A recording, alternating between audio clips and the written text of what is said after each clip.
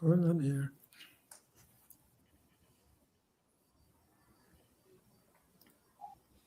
Here is how to comment during the Frankly Speaking show. On your computer, look to the right of the video. That's your live chat hub. Click the Say Something box at the bottom, type your message, and hit enter. Boom, you're live. On the mobile app, it's just as easy. Tap the live chat button right under the video to open the window. Pro tip, if you're in full screen mode, tap the screen once and hit the chat icon to see messages without leaving the action. Can't type? Check two things. Make sure you're signed in and see if subscribers only mode is on. You might need to sub and wait a few minutes. Keep it respectful, follow the mod's rules, and have fun.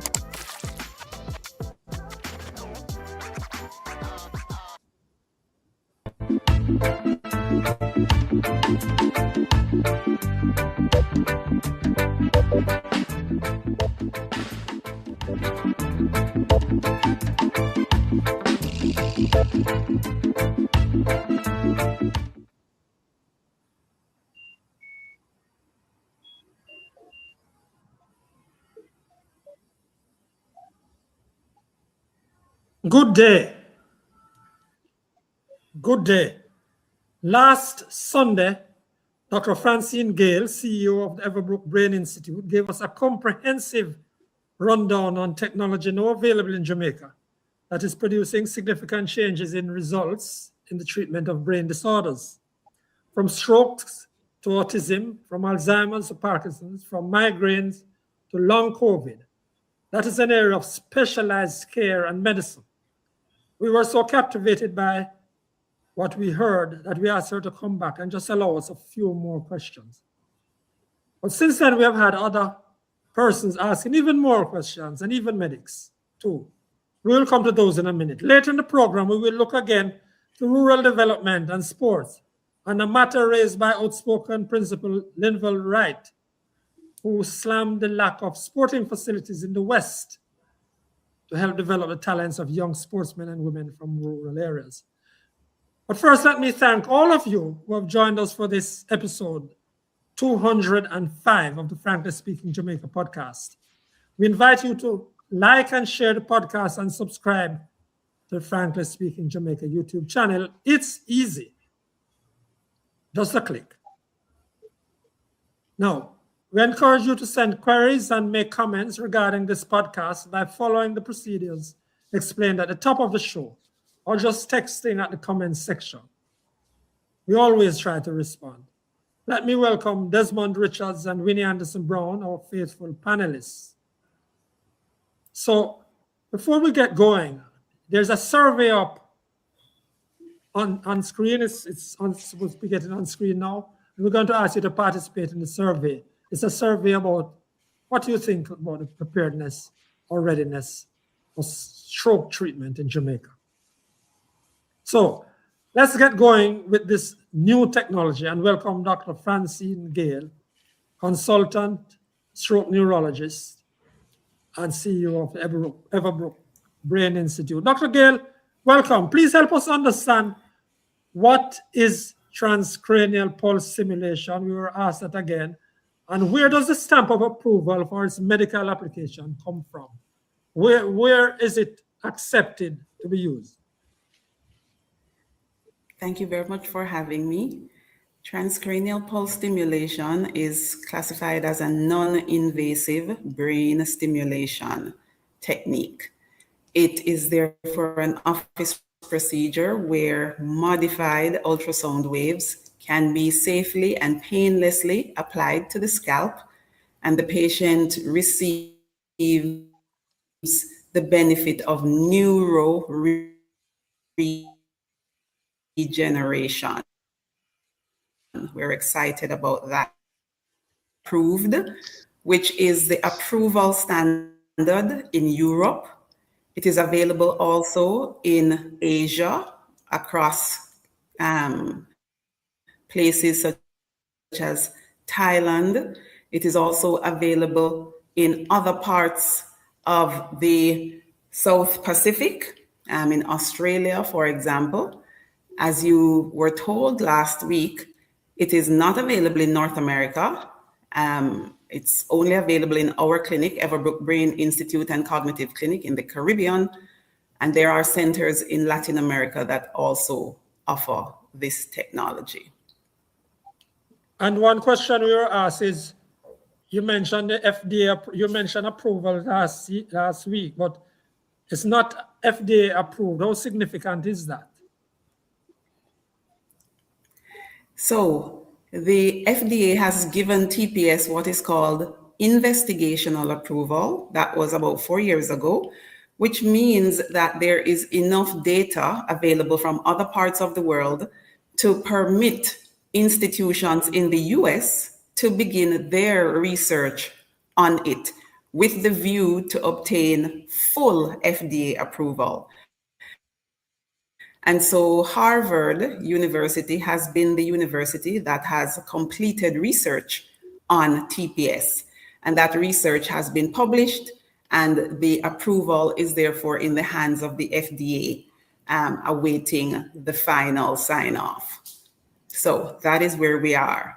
And as I said last week, Health Canada has begun now to look at TPS and has provided also investigational approval to begin research in its jurisdiction.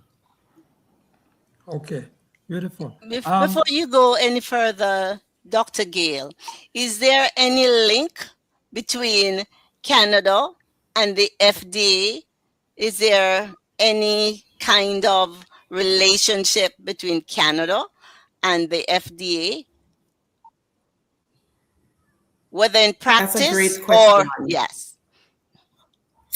So Canada, similar to what I said last week, Canada has its own approval body. It's called Health Canada.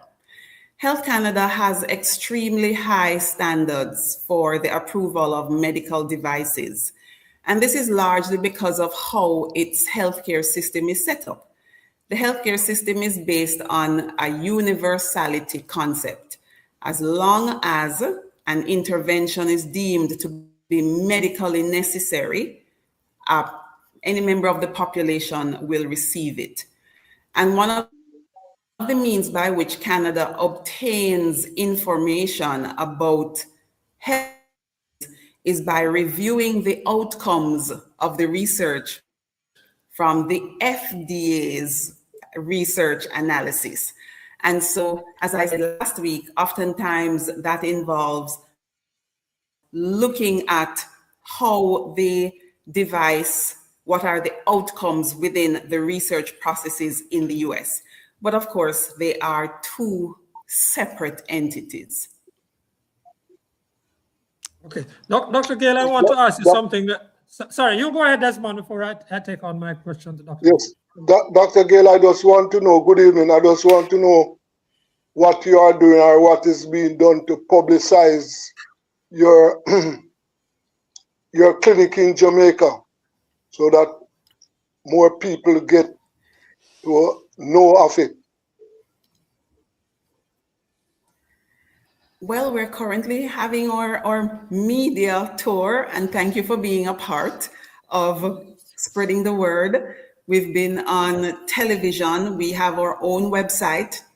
We also have our own Instagram and our own TikTok. And we are collaborating. We've reached out to the Ministry of Tourism because, as you can imagine, this is positioned as a wellness tourism venture.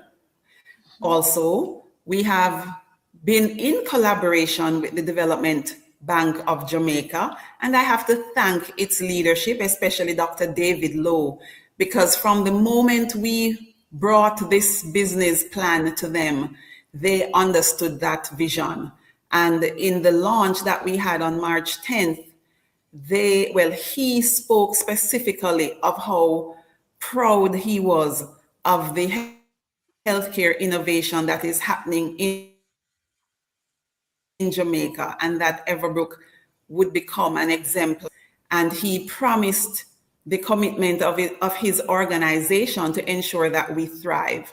So there are a number of elements that are coming together, and we will continue to push the information because this is literally life changing. I cannot begin to tell you the outcomes that we're having in our clinic. And that's where I want to go, but also to mention that I did see a very interesting, well-written piece in the Gleaner last week, Monday, a full piece on the clinic and your efforts with your husband, the partner in the business.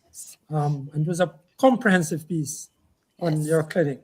But I wanted to ask about autism, because I was given 2 questions to ask you about autism. First of all, is autism under the present medical system in Jamaica now easy to diagnose here and easy and its treatment easy and accessible here in Jamaica? Autism in particular. Boy, the simple answer is that the system is fragmented. Remember, we talked about systems of care last week, that it should not be that a parent is pulling teeth to get help. So transcranial pulse stimulation, let me start there, can treat autism.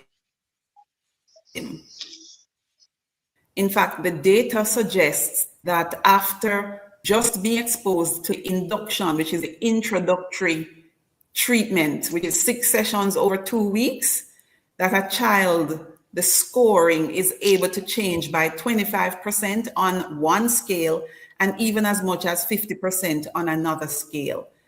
That is mind-blowing, right? And then there is what is called a booster period, where that child is supported with our neuropsychologist, neurostimulation one-on-one with our neuropsychologist over a period of time, which can be up to a year, to ensure that the child continues to meet the milestones that are needed. So the system is fragmented. There needs to be more organization around the school system to support our individuals or children with autism. There needs to be more training of a part of the care team that is called the shadows. And we're looking at putting programs together to support those individuals, because it is a lot of contact time that they have with the children, and those contact times need to be productive. Also, there needs to be more accessibility to neuropsychologists who are trained to evaluate the children with autism. It is a technical skill, the assessments, and it has to be appropriate in order for the child to get the benefit and in order for the school system to be prepared for that child. And we have gotten a lot of feedback from the parents, and Everbrook Brain Institute and Cognitive Clinic is going to be responding in a holistic way to those pain points. So I'm inviting all the parents with children with autism, reach out to us. We have systems in place to help you navigate autism. I have a question, Dr. Gayle. Sorry, Franklin. Is there an age range beyond which you're not able to help? No, actually. We start TPS and our program as young as age 3, right? And the upper limit, in fact, we recently had an individual with autism as old as 35. Okay. Right? Okay. And the same applies to individuals with ADHD, because we are seeing individuals coming into the clinic as adults having challenges with memory, but really they are undiagnosed adults with ADHD. So again, systems of care. Yes. And so we are realizing the magnitude of the challenge. And so our team has already organized the pathways for each of these elements of care. And I So wanted there's to no ask you, upper limit Doctor, that we will not. I understand that autism is a spectrum. And I'm trying to find out from you what should parents look for, or what might they see that suggests in a young child that he's having autism The issues.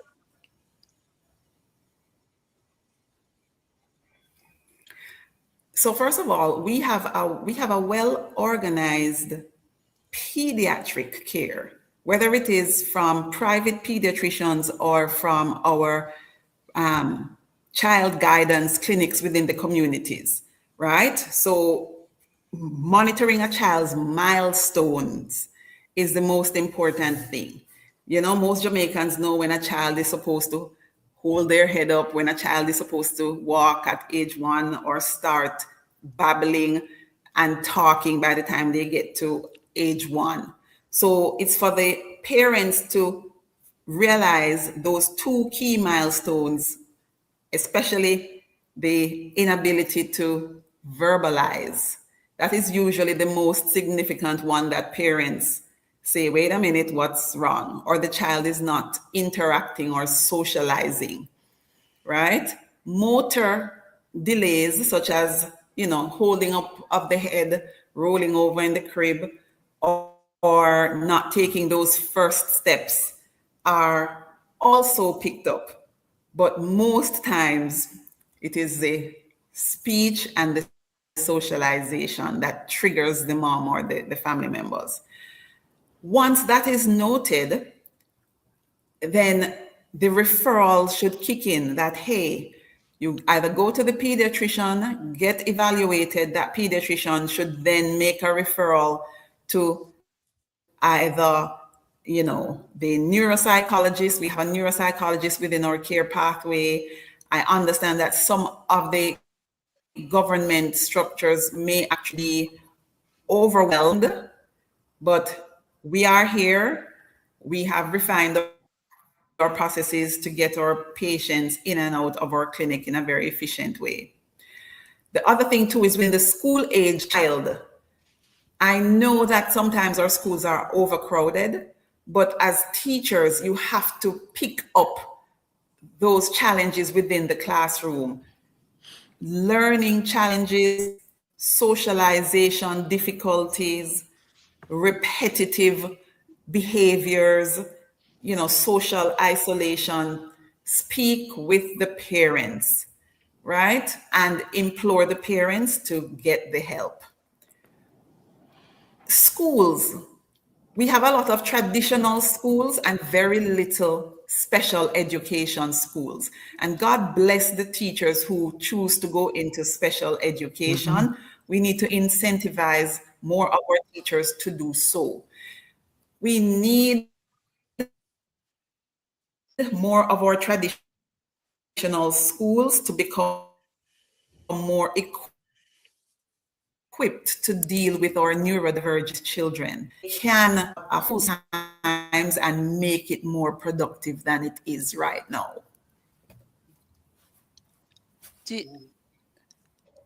Do I take this comment now, Franklin? Go ahead, Winnie. Go ahead. Yes. I have another question. Annalie Bernard says, a special needs child that hears and cannot talk will say a word or two sometimes. He is almost 6 years old and the mother cannot find a school in St. Anne to send the child. So that's a complaint? Yes. Right. And this is it. That's what I'm saying.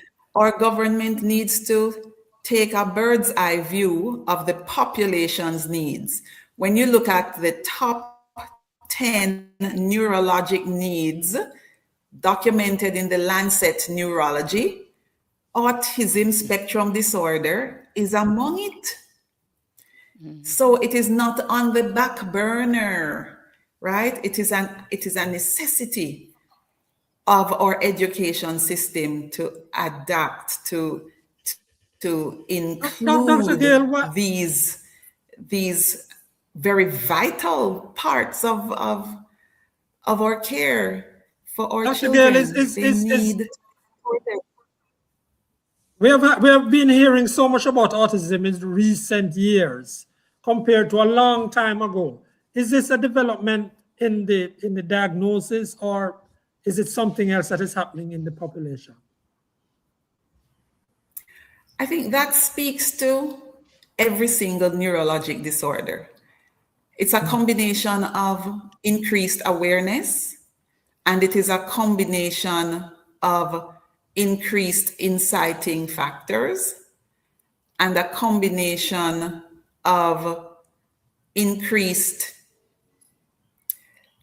let's just say increased media. So when I say awareness, it is knowledge in the population. There's an increased knowledge in the population, and therefore the population understands signs and symptoms, and there is an increase in the diagnosis, right? These individuals, these children would have been labeled by other names. Lord, Johnny Badin can't keep still.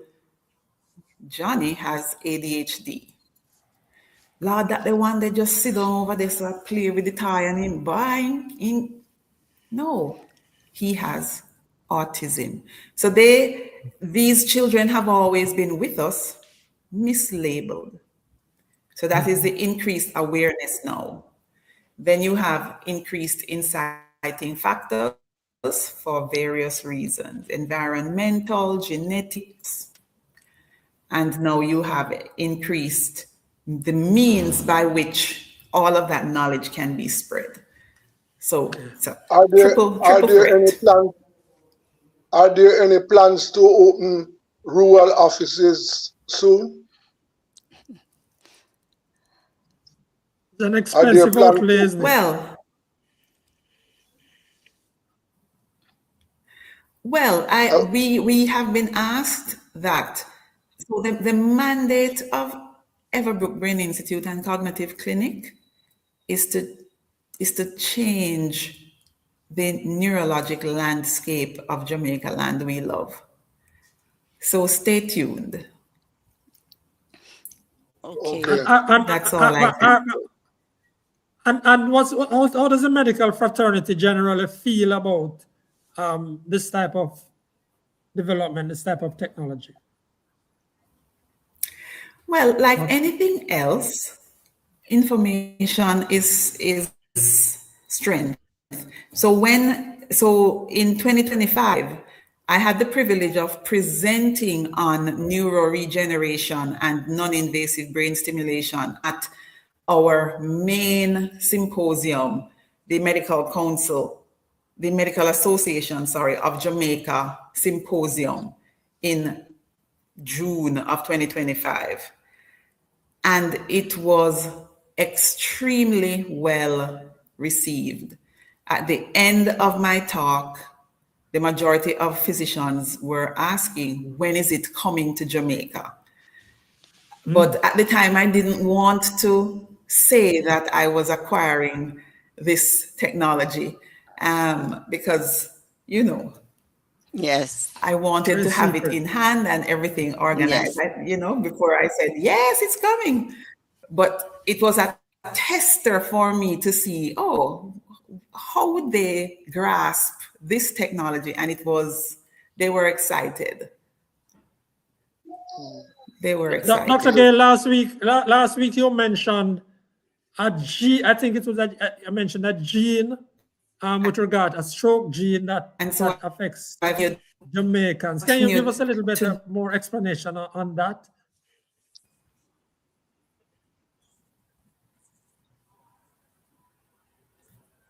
Dr. You're Gayle, breaking up. Go again. I was saying that last week you mentioned a stroke gene among the Jamaican population. Can you give us a little bit more on that?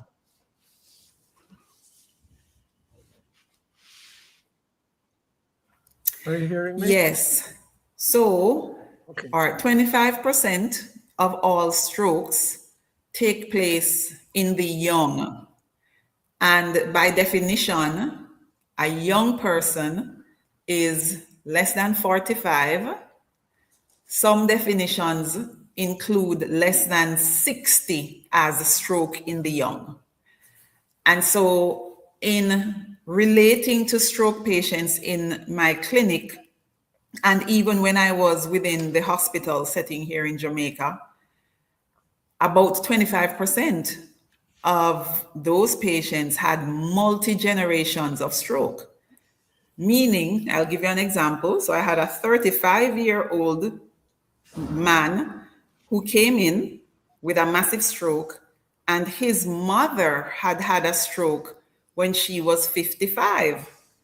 And in taking the history, her mother had had a stroke when she was in her 50s, right? And so this is a recurring history that I get, multiple generations within families where individuals have stroke less than the age of 60.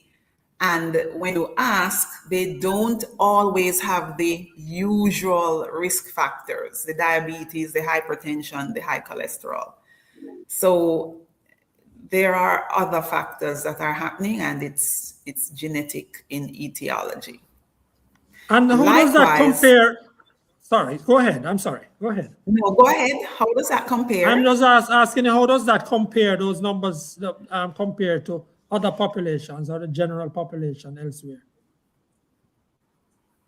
Like the 25%? Well, it depends. Yes. So it depends. It depends. So in every population, there are some vulnerable groups. So for example, in the US, there is a so-called stroke belt where the prevalence of stroke in the young is extremely high and may actually rival values that are higher than 25%. And so that is in the southern belt of the US. Then you have other populations, especially those from small island states, where there are not a lot of genetic redistribution. So I call it, there is a closed genetic loop in those smaller island states. Therefore, you will see an even higher percentage of stroke in the young. And, in other environments, for example, in Canada, you will have indigenous populations that have a higher prevalence of stroke, for example. Then there are differences in causes of stroke based on ethnicity, whether it is because of intracranial atherosclerosis versus extracranial atherosclerosis. So there are some nuances depending on where you are in the world.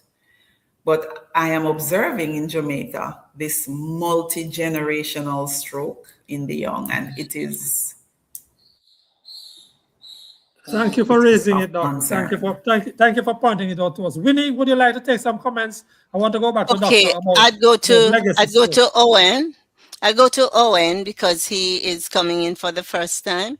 He says, it is said that autism is side effect of vaccination. So doctor can speak to that. And I'm going to say Williams 9544, not attempting the first part. I've had 2 TIAs, 2023 and 2025. And the next question, what do you think can be done to avoid these? What's the TIA, please? Before you answer, doctor, ADHD, those of us who know what it is, that's fine, but it is commonly used. So I have a request. Please make sure you tell us what that is when you say it. Thank you. ADHD and TIA. Thank you. Yes, all right. All right, let me see how many questions I can get through. So TIA, transient ischemic attack. Vaccination. It's a warning stroke. It usually TIA. Yes. Yes, that's going to be my second question. Yes. And then the dementia question. So it's a warning stroke. So it has all the same signs of the stroke. it just lasts a very short time, usually a few minutes. The patient goes back to being normal. And the majority of the risk factors are non-communicable diseases. About 80% and 20% are very rare genetic etiologies. So as I said, the diabetes, the hypertension, the abnormal heart rhythms, your heart failure, your smoking, your obesity, those are the usual suspects, all right? So you have to meet all of those targets in order to prevent recurrence. Autism and vaccination, very, very controversial. That has actually been studied in a number of populations, and the data actually varies, right? Usually the vaccine that is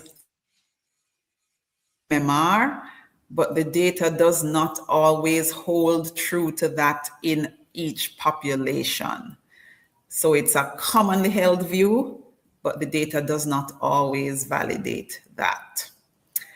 And the third question is the dementia. Dementia, yes. So often the cause of dementia is unknown. Genetics, yes. In fact, there is also a multi-generational gene for Alzheimer's dementia in Jamaica that I'm also noting.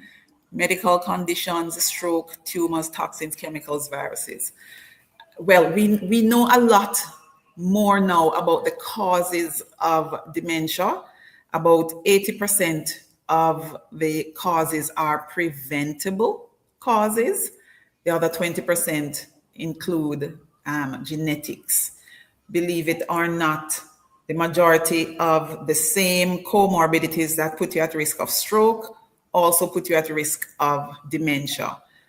And then you have some more or less unusual comorbidities that can line you up for dementia. For example, depression, believe it or not. Depression in midlife can put you at risk of dementia. Impaired hearing can put you at risk for dementia. And so the essence of it is that you have to maintain great vascular health and continue to be very, very involved and very connected and stay curious throughout your life course in order to prevent dementia. If you do have a genetic leaning, however, it requires a different level of intentionality. And for that, you should seek the assistance of a neurologist who specializes in cognition. So come on over to Everbrook Brain Institute and Cognitive Clinic, because that is what we do. Doctor, last week we were almost ending. We're almost ending now. On you mentioned that people who have had stroke a long time ago can still benefit from the treatment. Can you just mention that? Tell us again how that works. People who have had stroke some time ago, and how long would you say that would be for them to still be able to benefit? Okay, so because TPS stimulates neuroregeneration, for those individuals who have had an infarct, meaning the blood clot type of stroke that has blocked a blood vessel and caused death to a section of the brain, if that surrounding area is stimulated, no matter how long in the past you have had that stroke, once you have brain that we can stimulate around your stroke, we can actually open back the potential for you to recover from that stroke. That is very important. Mm-hmm. And you said before, and you said that there are plans. You have financial arrangements that can be made for people facing the costs, because as far as we know, it's not cheap. It can't be cheap for patients who want to come in and you're breaking have up. a discussion with you. I'm breaking up. I'm sorry. But I wanted to attach myself to. Yes. Yes. right? We do. We work along with our clients to help them to see if they can come and get access to our treatment. Yes. And before you go, doctor, I just wanted to ask you that question that somebody there asked, but I don't think you had answered it. The person who said I've had 2 TIAs. How do you what can you do to prevent those? Because you suggested that there are some things that you can do. What can you do to prevent? Yes, so top of all the of list. those causes that I say that again. Yes, what would be at the top of the list, sort of, to prevent stroke?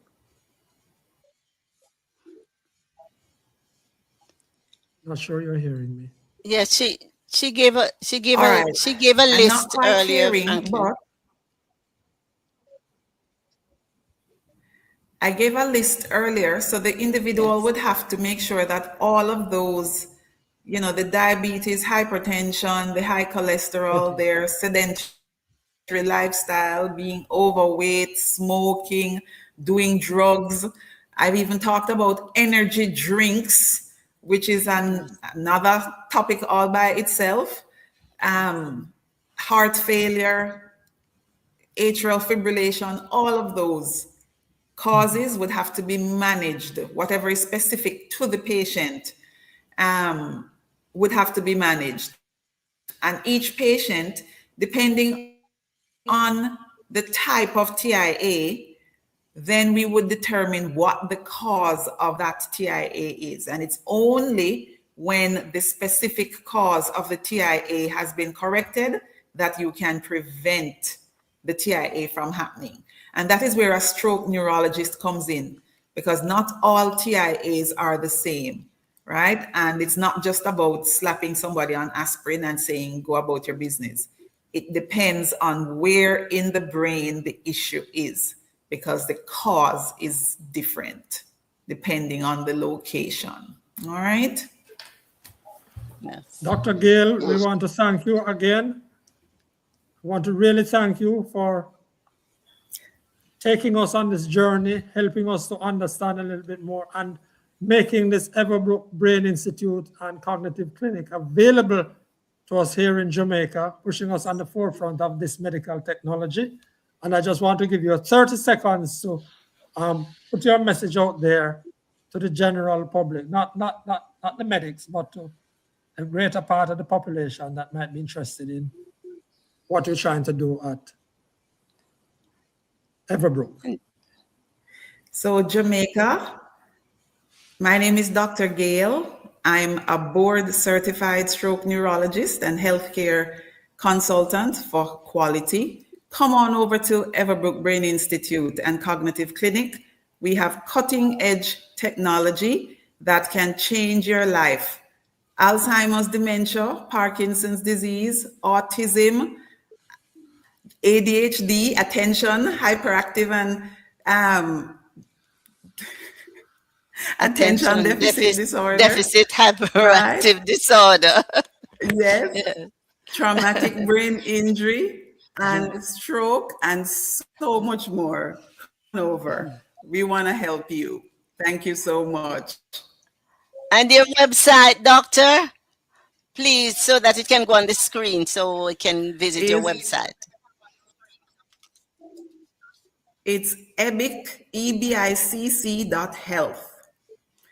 And they can find us. We are on Instagram, Everbrook Healthcare, and we're also Everbrook Clinic.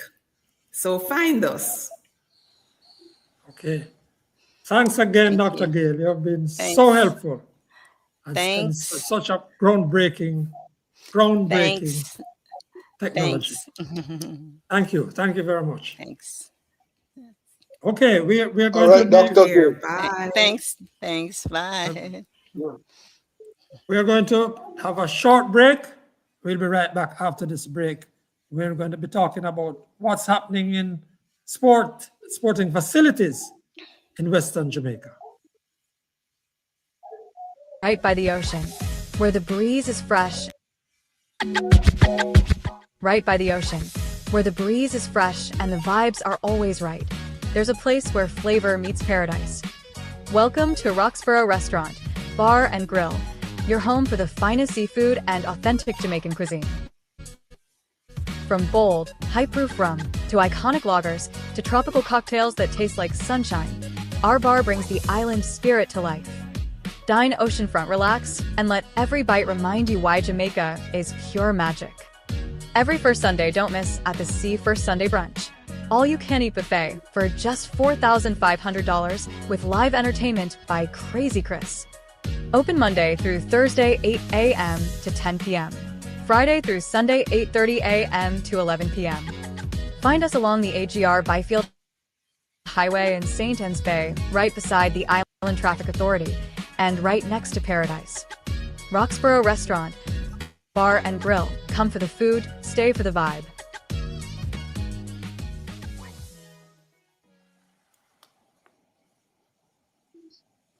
Welcome back.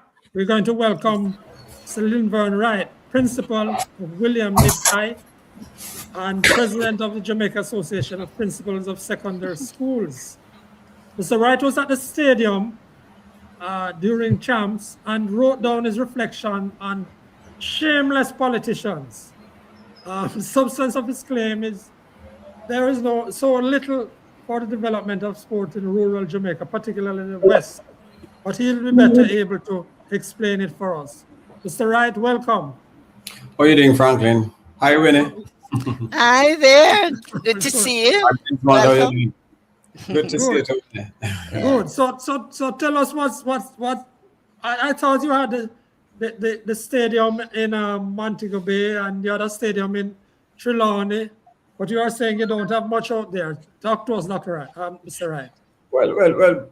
How are you doing? Well, both of them are really not functioning as they ought to know. As you know, the Catherine Hall Stadium, I think, hosted Western Champs, I think, for the last time in 2019. Then I was principal at Rossi's. And the important things to speak to is that since maybe for the last 3 or so years, Western Champs have had to be hosted at GC Foster College. That's Central Jamaica, almost Kingston. Almost Kingston, yeah. Right. The Da Costa Cup finals, I'm chairman of Da Costa Cup. And the Da Costa Cup finals have been in Kingston for the last 3 years. Now, you imagine the kind of discussions we have to be having with people, defensive discussions in many instances, having to explain ourselves why these competitions are taken to Kingston.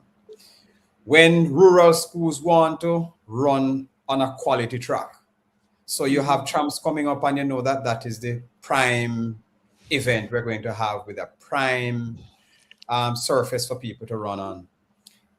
There's no track in Western Jamaica that allows for our children to get the kind of exposure we want them to get to that kind of feel. And those are things that I think we ought to address. I think I also spoke a little bit about culture. That and because my argument is that sports and cultural infrastructure is something that we don't pay enough attention to. Not even just in Western Jamaica, in all of Jamaica. So you look at playing fields now all over the place. We really don't even have good surfaces for people to play safely. Schools have had to struggle to maintain these facilities because you don't get enough in terms of maintenance to do all of these things. You have to be checking with past students to do this. It means that a school that does not have a strong and wealthy past student association is going to be doing poorly if it is that you don't get this kind of help to assist you with your program. I don't think we should be running it like that. Yeah. Let me ask you about it. Desmond, you go ahead. You go ahead, Desmond. Yeah, what up to that new stadium in Trelawney? Well, that stadium has been built for almost 20 years. I don't know if they have done governments, over the different administrations, have done anything in terms of having any kind of serious maintenance planned for that stadium. So when I went there the last time, bird dung had taken over. I think they have tried to clean up some of that. The rust is there. the place is, I mean, really just run down. Yes, I went there, Mr. Wright, and I saw it really run down, and cattle was over there and all of that. But what I wanted to suggest to you, and that part Desmond was raising, perhaps the schools, perhaps your principals association and the schools out that side of the world, and even schools almost in central and North Jamaica, perhaps you all could approach the government with a plan to significantly develop that stadium. It's pretty central, for at least for the sports side of it, if not for the culture side of it. Would that be something too far outside of the remit of principals who have also? Well, I agree with this. I mean, excellent point. And what I did from my standpoint at William Lib is that because I'm also Dakota Cup chairman. Yes. And one of the things I had known is that it was being managed from Kingston through the people who manage National Stadium. And I got in touch with them, and we got to have a few matches there we got to have a few matches there for Dakota Cup.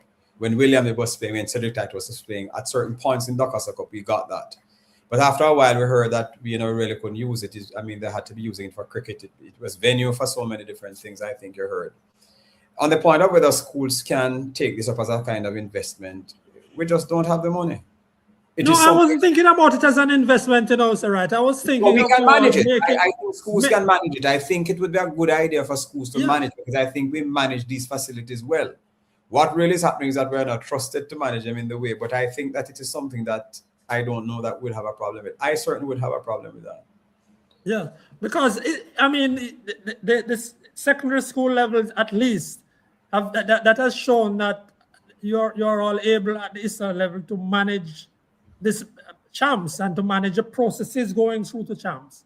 And the Dakota Cup, for example, in the rural areas, is pretty well managed. And I don't know what is happening to that stadium. I heard that it was supposed to be leased and all sorts of things like that. But the point you raised is very important, because when you say that the Dakota Cup finals could not be held out, Dakota Cup is a rural school event, and had to be taken to Kingston. It's crazy.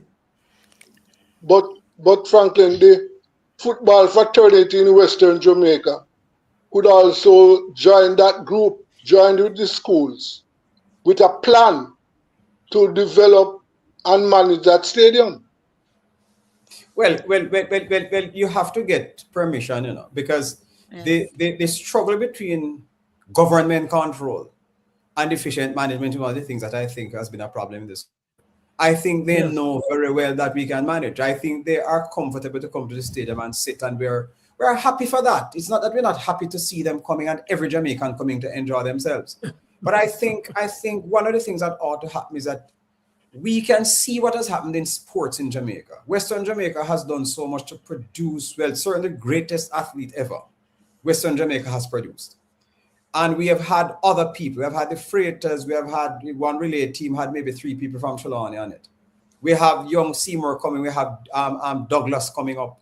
And we have had other individuals. So clearly, something about the Western Jamaica actually produces this kind of thing. The problem I personally have, and why I had to make up like that, when you look, for example, to expand on what I said, Western Jamaica does the most to earn foreign exchange for Jamaica. And you really, to me, it is shameful that we really do not have a proper cultural center.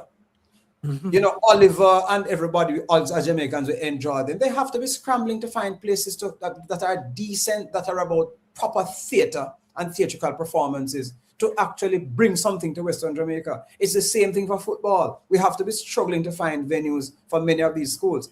And I also don't put it, I think there's a correlation, for example, between the fact that we have had a diminished interest in providing proper sporting facilities for the West and what has happened in terms of football in the Costa Cup for the West. The last time a Western school has won it was in 2017 and Russell's won it. Right? There are other factors, certainly, but I think that those are some of the things that we have got to look at. But my thing is that I believe that in a Jamaica that we're talking about a country that has been an economic miracle. it is a shame to me that in some parts of Jamaica, we don't have a decent playing field for these kinds of things to be happening for our children. You're right. You raise a very significant issue about the cultural aspect there too, and a place, for example, some sort of a hall or a theater. For instance, look how many years we've been talking in Jamaica, though, even about a proper concert hall, in Kingston, but outside of Kingston at all. Not just in the West, but and I think it's a way that we look on things cultural. That it's not. It's almost a schizophrenic way that we consider the cultural aspects of the country. Even look. You see, Mr. Right, I want to make this point about it. Look at how Jamaica has treated the ward theater. Right. And you see, it's not just about whether we get some facilities out in the rural parts, but it's a deprived way of looking at culture and cultural issues. And it is because we look at these things as being inferior. People see, people don't understand spirituality, There are no such spirituality that is about church. I don't have that view of it. That's an aspect of it. Spirituality is about where you're coming from and those things that allow your people to both observe and reenact what it is that's about them. So your reggae music does that kind of thing, or dances do that kind of thing, or plays do that kind of thing. There's nobody who is a better representative of Jamaica than an Oliver Samuels overseas, because when people see him, that's Jamaica flying, Jamaica walking, Jamaica talking. He can go to represent Jamaica anywhere in the world, and he does it proudly. What we are not doing, so for example, in many of our schools, you really don't have a space, and you have to start in your schools. You don't have, when we build our schools now, we don't build them with little spaces for students to do theater. We don't do that. We build them, and we're talking about a kind of gentler society. We have got to do that. Western Jamaica has just come out of maybe being one of the worst in terms of crime. All of those things, people have no outlet in sports, in terms of sporting facilities, in terms of theater facilities, in terms of places for children to go to learn to dance. All of those things are things that we have got to think of as a country. So when you're thinking of an economic infrastructure, we have got to look at it as an ecosystem. We're to complement those kinds of things almost in an equal way. We have got to think of that side of our people that's going to make them proud of themselves, proud of Jamaica, and wanting to preserve this place, whether it's Western, Central, or Eastern Jamaica. Let's bring in Owen Richards at this point. Let's bring in Owen Richards, who says Jamaica is missing out on a lot of income from sports and entertainment tourism. And I would buy that too, but even without looking at the income side of it, it's how culture, for example, that Mr. Wright is talking about, creates a type of being that you want in the society, that somebody who's lost some of the rough edges, and our society is not catering for that. Desmond. Franklin, I think that your suggestion, the sporting fraternities in the West should take up on your suggestion, that they should come together and advance a plan to manage that sporting facility, because that is built already. All it needs is management and further development. So I think that the sporting fraternity should take up on your suggestion to put forward a proposal to manage it. But you know, those things have happened though, Desmond. Not necessarily from a sporting fraternity, but I know of persons, I can't speak to it now here because they didn't tell me to say that they have. But people have approached the government about this, but they're not serious about it in my mind. And I think, as I said, I mean, what you really want is leadership. And maybe it doesn't necessarily mean money, but there has to be leadership in understanding that these things are important. And we have got, in the same way we find investors to build hotels and maintain and do whatever. If it is that culture is a serious thing as tourism is, as building concrete structures is, because I'm not diminishing or I'm not belittling any of this. But I'm saying alongside these things, a cultural center, your sporting facilities, you have got to try to find investments to build these things because your people need these things. In the way we need housing, there's a need for entertainment. There's a need for cultural, there's a need for our respecting our cultural heritage by being exposed to it, by our children developing that kind of affinity to what belongs to them and owning it and being happy about it because we have created an atmosphere through these facilities to help them to nurture that kind of approach to things. Well said, sir. And I thought that when you made those comments on your Facebook page at Champs, I thought that it was significant because you were not just speaking about the reading and writing and mathematics and the STEAM as they're regularly talking about now, but you're talking about building a fuller person. And we're going to close off here quickly, but I was thinking that in recent time, a few years ago, they used to be able to bring some plays from Kingston to the rural areas. After a while, the guys who were involved told me that it was just too expensive to carry them or to expose people. In other words, to expose people in the rural areas to some of that. And I always thought, even at that time, whether it was the job of something like the JCDC to help promote those activities in the rural communities. There are people in rural Jamaica who have never been able to go to see any sort of play whatsoever, regardless of quality. So it's about our culture, it's about how we look at it, and it's about that finishing that you are speaking, Mr. Wright. Yes. And I'd love to give you the last word on this as we wrap up. I mean, my thing, sometimes people see this thing as bashing. My thing is just a contributor to that conversation. I am in this school, I'm seeing the need. I'm seeing the need for us to look at infrastructure and support for the sporting infrastructure, because that's where I think we have a significant advantage. We are punching way above our weight as a country. But what we have not done in something that we have as a winner in a country, in something that everybody has everybody transfixed, the champs, athletics. It's still one of those things people still go to sport there and want to see what is happening. I think our cultural agents, those persons who are in charge of culture and government, need to look at these things. Culture and sports, we need to look at ensuring that we get these things going so that people can have the support, so that schools can do these things much better and assist our students in becoming the best we know many of them can be. Yes.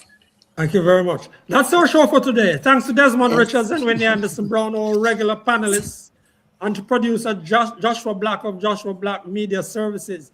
Joshua, you had put up the poll, the survey. Can you give us the results? Or you're not ready for us on that? Joshua? Well, unfortunately, I'm so sorry, Mr. McKnight. It seemed like our viewers were unable to pick up the poll from this side of the screen. However, probably next week when we put out the poll, we'll have it more interactive for them.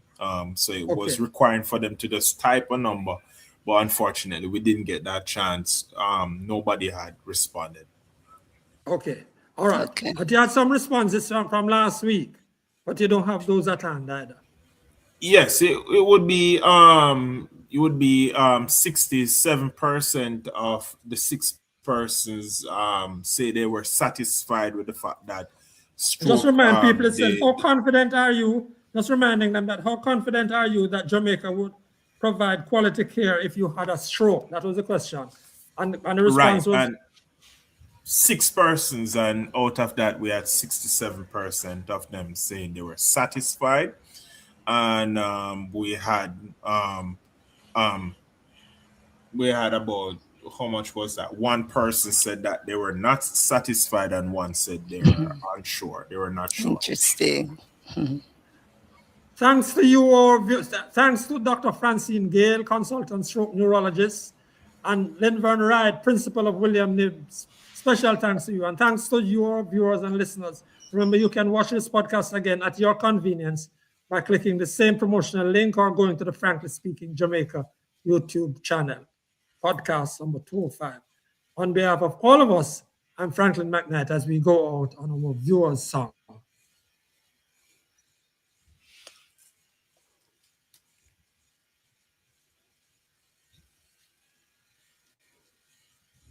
The